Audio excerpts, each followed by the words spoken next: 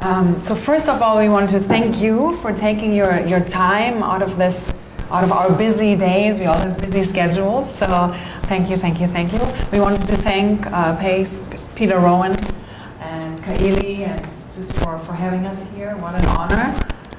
It has been quite an entrepreneurial ride for us over the last years. So I'm Lucie Lynch.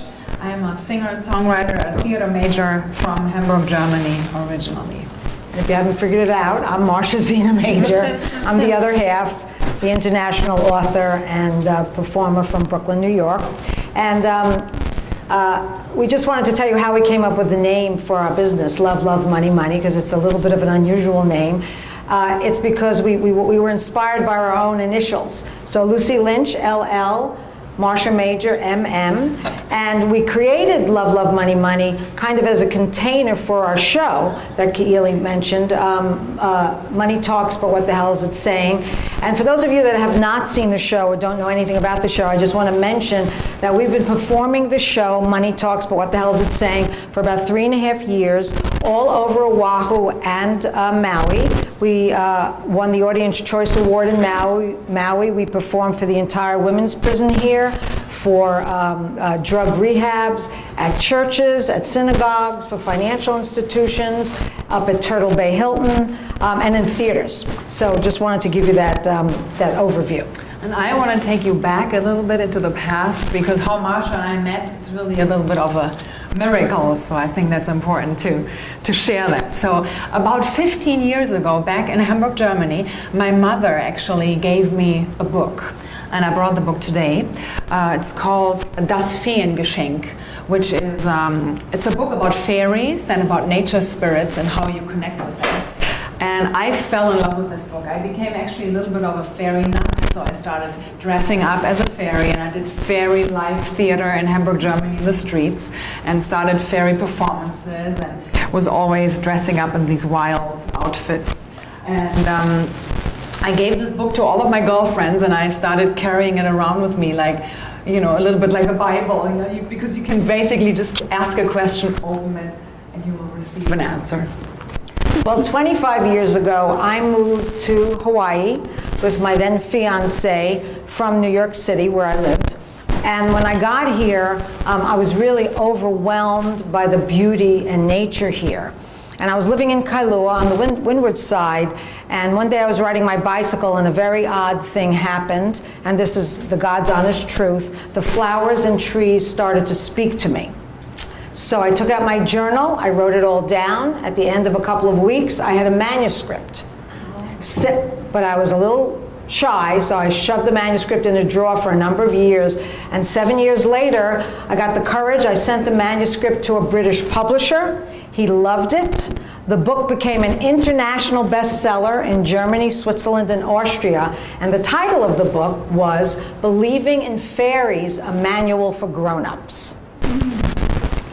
Well, so now 4 years ago, Marcia and I met here for the very first time in Honolulu at Mocha Java Cafe, and we got introduced by a mutual friend. And I'd never met Lucie before, and I was really, really excited to be meeting this German woman because I wanted to show off my book. Hey, Lucie, this is the German book of my international bestseller, and the German title is Das Feengeschenk.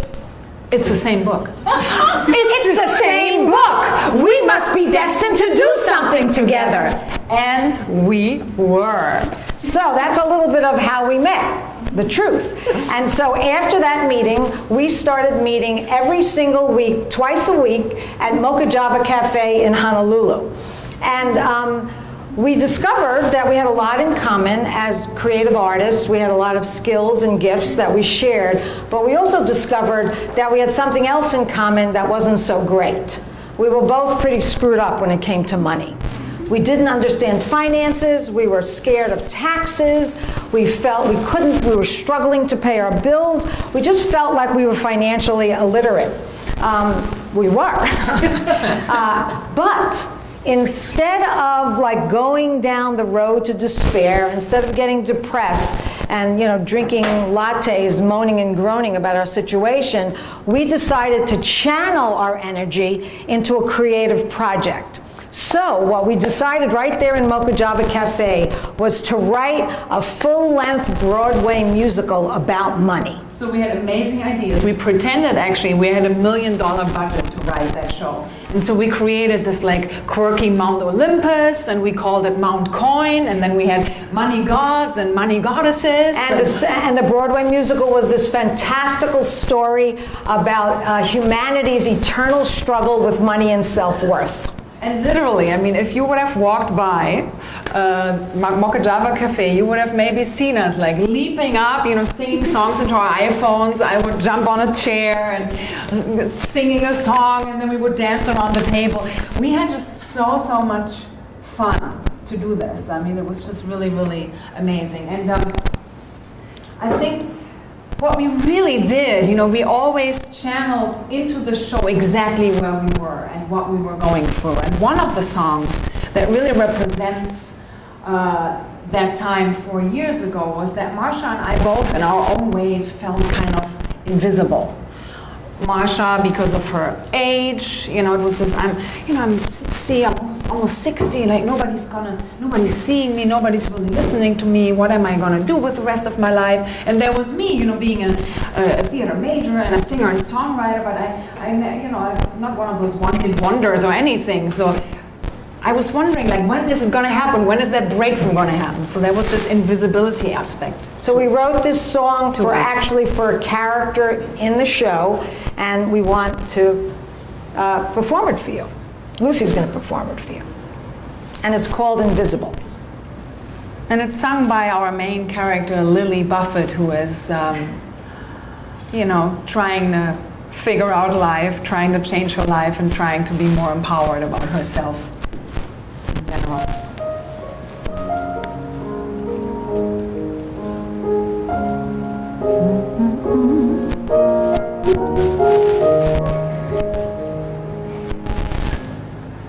And am I invisible, completely unseen?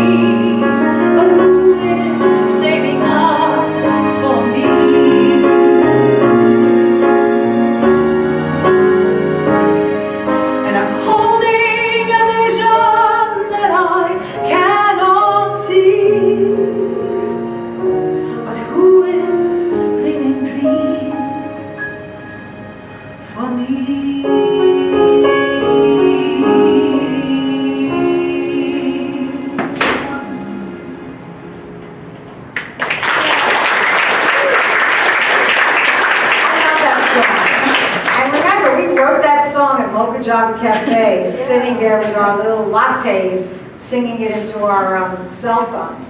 And I'm going to give a little bit more information. So, you know, here we were working on this Broadway musical, and we discovered that there was going to be a theater festival at Mark's Garage called the Oahu Fringe Festival.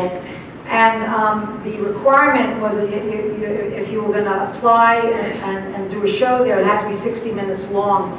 And the draft of our Broadway musical was much too long for that. And so we came up with this kind of crazy idea that we wanted to be part of that festival. So we said, well, why don't we write a 60-minute show about the two of us trying to write a Broadway musical. And I was actually involved in this Arts at Mark's Garage musical workshop, and there was this amazing young, very talented piano player. And so we ran up to him with our iPhone and was like, here, can you just like put this to music? And he did, and so we applied for the theater festival. So we applied for the theater festival, and then we ended up, so the birth of Money Talks, but What the Hell Is It Saying, was at this theater festival. And so the way Money Talks actually became a very personal story for us, and it really is like a TED Talk, and it's the two of us really struggling with stuff, and we jump in and out of the Broadway musical, and we were, it's the story of us trying to write the Broadway musical, but it's also the story of us trying to understand these very profound and personal questions. When we started asking ourselves, and then in the play the characters started asking these questions like, what is my worth? Like, what is worth? What is money? You know, what does it mean? Yeah, and really, is self-worth the same as net worth? Are they the same or are they different? What is success? Am I defined by my successes? And then failure, right? Is there even such thing as failure? Are we not also learning over time that it's about the journey, and that every failure turns into something else, maybe another success in its own way? So all these questions came up for us. And another question was, does everybody have inherent value? Is everybody the same? Is the homeless guy the same as the rich guy? I mean, these were all real questions that we were grappling with, and we would really say sort of the umbrella question for everything was, you know, what's my worth? You know, what is my worth? And interestingly enough, we wrote a song for the characters in the Broadway musical, and the song is called What's My Worth, and we want to share that song. And this was supposed to be like, you know, when the second act opens back up and all the characters come back out, everyone in their own beauty and in their own worth, but asking this profound question. So that's kind of like what you have to picture right now.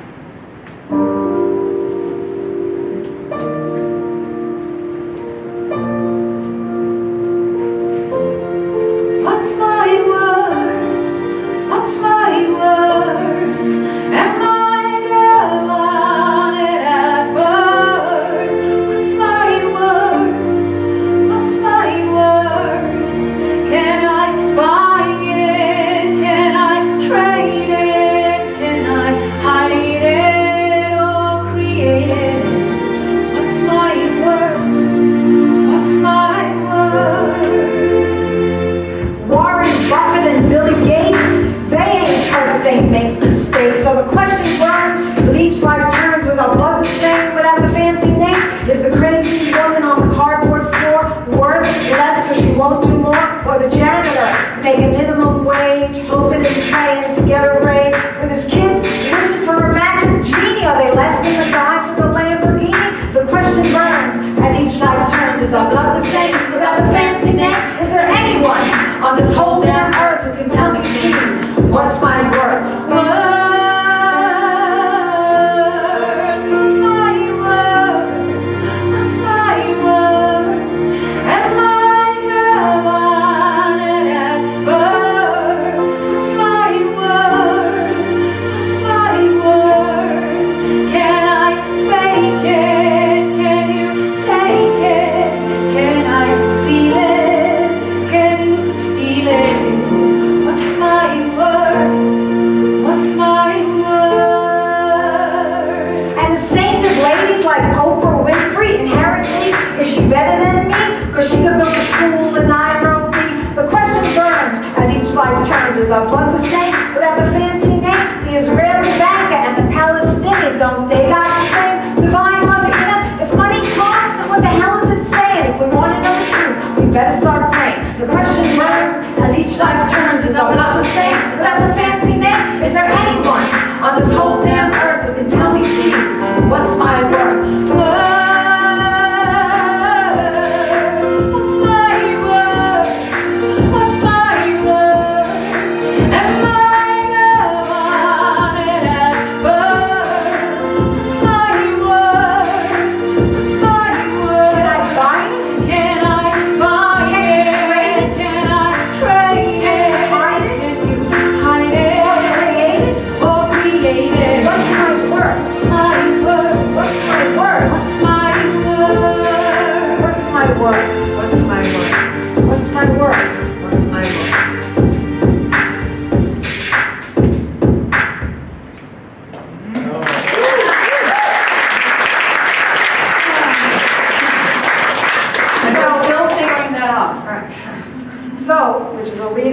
Next statement, which is that this show, Money Talks, has become a real teacher for us, a real platform for us to continue trying to understand these profound questions. And we wrote a book about the first 2 years of our journey with the show. And in the book, we sort of identify a number of lessons that we learned on this entrepreneurial performing journey, lessons that we learned and lessons that we keep learning. And so today we wanted to share with you just 3 of those lessons. You know, whether you're an entrepreneur or whether you're just somebody that has a real desire to do something or a dream, you know, these are lessons that really apply to anybody. So lesson number 1, and we are using an old school PowerPoint. We're from that generation. So lesson number 1 is follow that impulse.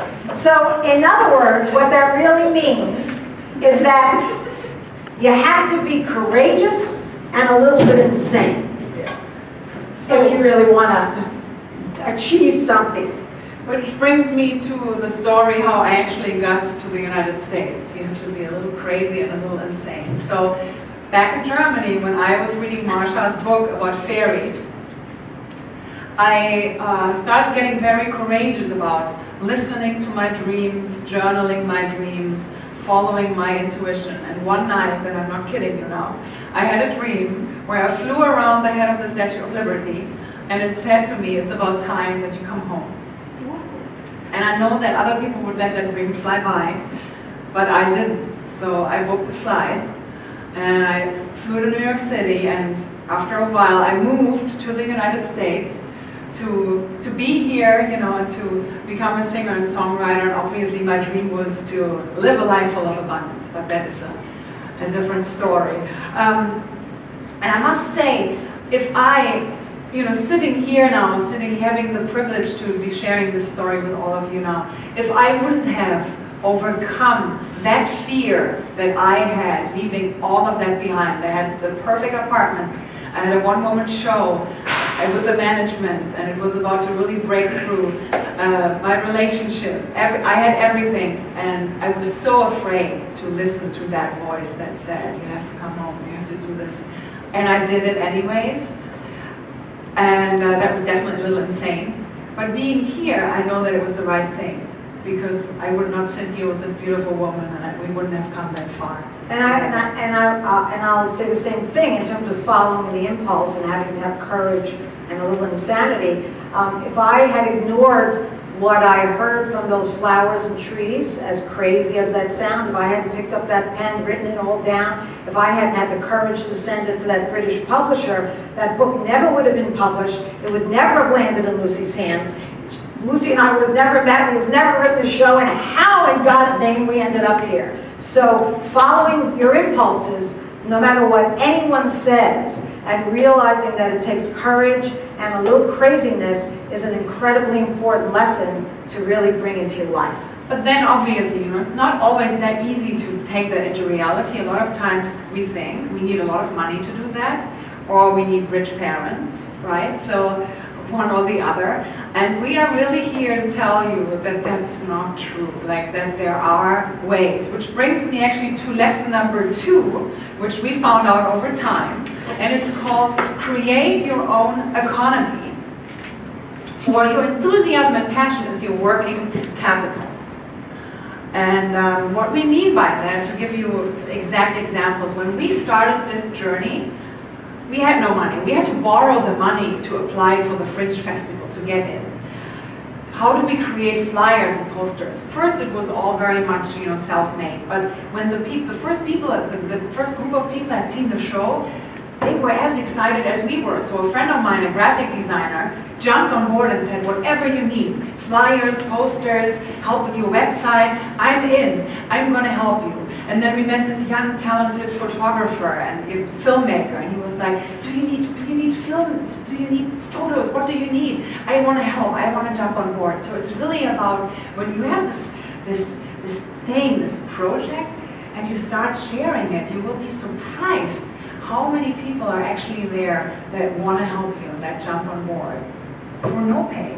Right. In the beginning. It's too easy to dismiss your ideas saying it's not going to work because I don't have money. That is really an excuse. And as Lucie said, passion and enthusiasm is really the currency you need. And another example is that when we were invited to do the show at the women's prison, we did it there was no money involved. We wanted to do it as a community service, but we wanted to leave. We didn't want to just give the women inmates one performance. They're in prison and we leave. So we wanted to give them something that was more longer lasting. So in one weekend, Lucie and I sat down and we wrote our first book, which is called What's My Worth? Discovering the Priceless Treasure of You. It's a little small book over there. We wrote it just for the women prisoners, but we didn't have the money we didn't have what we needed to publish and print 300 books. So we put we created a GoFundMe campaign called One Book, One Woman. If you bought a book, then one book would go to a prisoner, and we were tremendously successful, and we were able to print and publish 300 books and give them to the women inmates. So that's really the blessing of these days of the social media work. There's Patreon, and there's GoFundMe, and there's Kickstarter. So there's, on top of people that you meet, there are all these resources out there that you can tap into, right? But Here's the big but. The big but. It's not always that straightforward. It doesn't mean that, I'm going to put up a Kickstarter and I'm going to be 100% successful and everything is working exactly according to plan and I make the strategy plan and I'm just going to sail straight ahead. We fall on our nose and we take 2 steps forward and that's the German way. We fall on our nose. In Brooklyn, we say we fall on our asses. Oh, yeah. Or our colex. It both hurts. We fall on our nose. We fall forward. So this whole idea of that once we make this plan and that we have to follow all the rules and we have to be perfect, let's throw that out the window. Sometimes 3 steps forward, 10 steps back, and then 15 forward again. So that's kind of how it works. We had an example, to give you an example, with really having a big throwback. We were working for 1 year. We were trying to get our show to the Big Island, to the Waimea Theater. And the artistic director there was very hard to reach. He was actually not willing to reach at all. And one day, after a year of trying, leaving messages, writing emails, almost flying there, knocking at the door, we had him on the phone and we confirmed everything. We settled everything. We negotiated everything. And we were so excited. We hung up the phone. We looked at each other and we're like, where is the champagne? And in that moment, our pianist back then, Bob Weirman, opens the door, comes in and said, ladies, I have to share news with you. My doctor just called me and said, I'm not allowed to fly anymore for quite a long time. And we were devastated. I mean, we've been waiting for a year for that yes and for all of that. And then it was like, okay, I guess we're not doing that. And we actually had to cancel. Yeah, we had to let it go after a year of negotiating. Another example of, falling on your own or things not going the way you want them to go is also in our journey. One of the things that we were really wanting was a theatrical run. We wanted to be able to do money talks, what the hell's it saying, at a theater where we got to do a bunch of performances. And at the end of last year, we did a performance at the Honolulu Museum of Art's Doris Duke Theater. One performance went really well, and there was a theater owner there, and he invited us to bring Money Talks into TAG Theater, which is a small, iconic black box theater in adult cannery. We were thrilled. I mean, they were so excited. We were going to do 12 performances finally. This was like after 3 years. We rehearsed. We had a full band. Oh my God, we were so excited. So what happened? I got the flu. I got really sick. Sicker than I've ever been in my life. High fever. And I missed the first 8 performances. That's how sick I was. The director's daughter, God bless her, had to jump in with a script in her hand. Last minute, we had a full house opening night, and sold out. perform my role 8 times. That's how sick I was. So talk about things not going well. So, which brings us kind of like to lesson number 3. Lesson number 3. Do you want to hold it up for me? Surrender to the chaos. In other words, honor what stands right before you. So, It takes a lot of Right. courage again. So, I want to talk about surrender. So that's an unusual word to hear, especially I would think in an entrepreneurial program.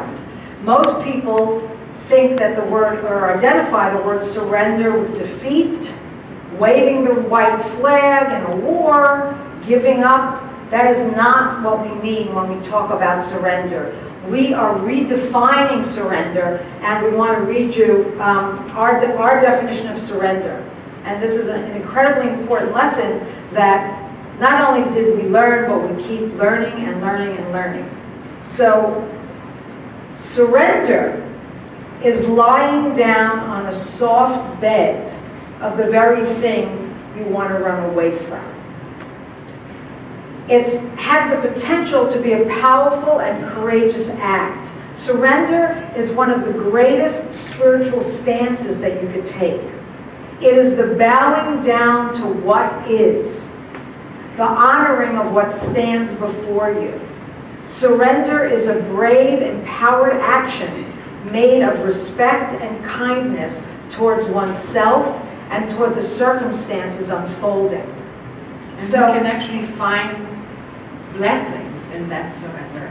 So, and the blessings in these devastating experiences for us is like, for me, first of all, I had to really deeply accept that my body was sick. I had to completely give in to that. But the blessing was that we discovered that our show, Money Talks, was a strong play, and it worked.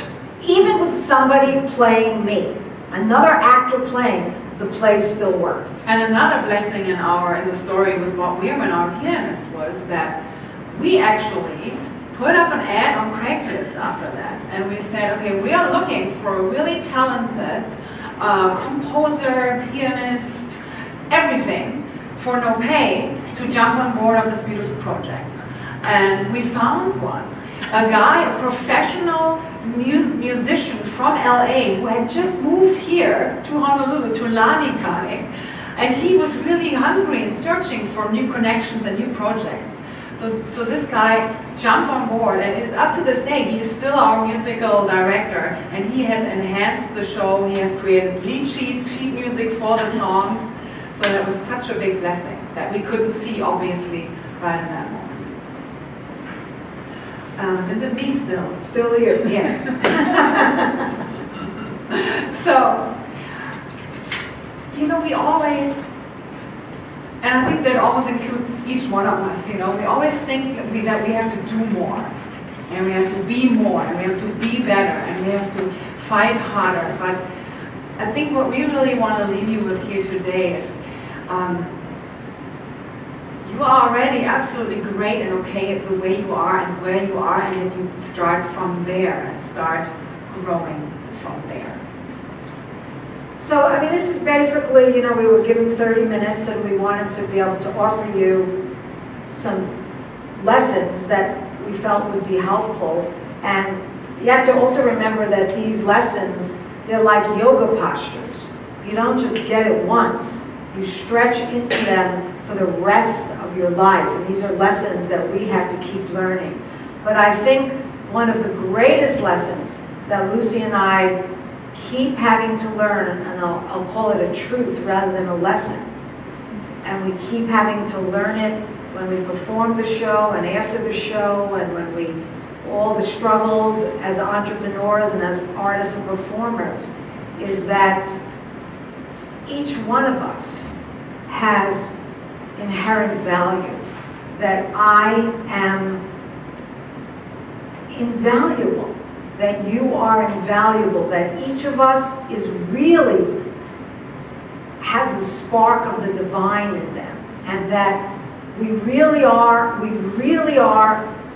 priceless in our value. And this means independent of our bank accounts, independent of any success you could ever achieve, independent of any failure that you'll ever meet. This is that we are inherently valuable as is.